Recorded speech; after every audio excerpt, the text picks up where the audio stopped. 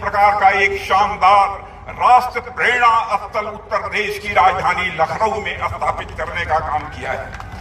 इनमें से पहला नाम है डॉक्टर श्यामा प्रसाद जी मुखर्जी, जिन्होंने की भारत की एकता और अखंडता को सुनिश्चित करने के लिए लंबा संघर्ष किया था और साथ ही एकता और अखंडता को सुनिश्चित करने के लिए जम्मू कश्मीर, जिसको धारा 370 के तहत एक विशेष अधिकार प्राप्त था, विशेष दर्जा प्राप्त किया था, उस धारा 370 को समाप्त करने के लिए अपना प्राणों का बलिदान देने का काम किया था।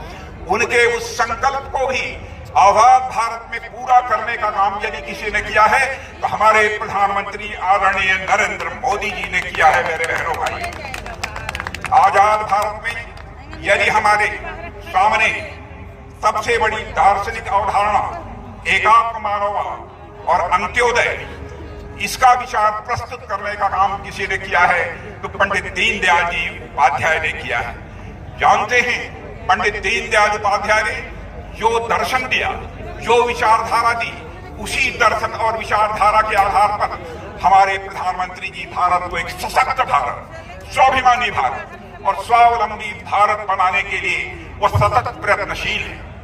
पंडित दीनदयाल जी उपाध्याय का मानना था, व्यक्ति केवल धन प्राप्त करने से सुखी नहीं हो सकता है। व्यक्ति को धन के साथ उसके मन के अंदर की सबसे प्रखर भावना होती है मान, सम्मान, स्वाभिमान, उसकी भी चिंता की जानी चाहिए।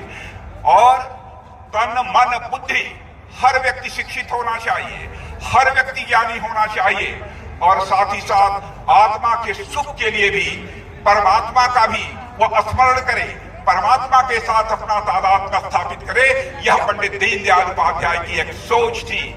यानी हर तन के सुख के लिए धन धान चाहिए, मन के सुख के लिए मान, सम्मान, स्वाभिमान चाहिए, बुद्धि के सुख के लिए ज्ञान चाहिए और आत्मा के सुख के लिए भगवान चाहिए। यह पंडित दीनदयाल जी उपाध्याय के दर्शन का यह सार है। मेरे बहनों भाई, आज हमारे प्रधानमंत्री मोदी जी के नेतृत्व में जब एनडीए सरकार गरीब कल्याण के प्रति अपनी प्रतिबद्धता पूरे देश के समक्ष अभिव्यक्त कर रही है तो उसके पीछे जो व्यक्ति हमारी प्रेरणा है वह है पंडित दीनदयाल जी उपाध्याय।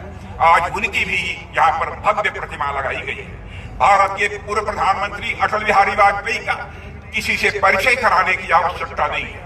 लखनऊ संसदीय निर्वाचन क्षेत्र के लोग उनसे कितने घुले मिले थे इसके भी बताने की कोई आवश्यकता नहीं है। उनका विनोदी स्वभाव, इससे भी हम सभी अच्छी तरह परिचित हैं।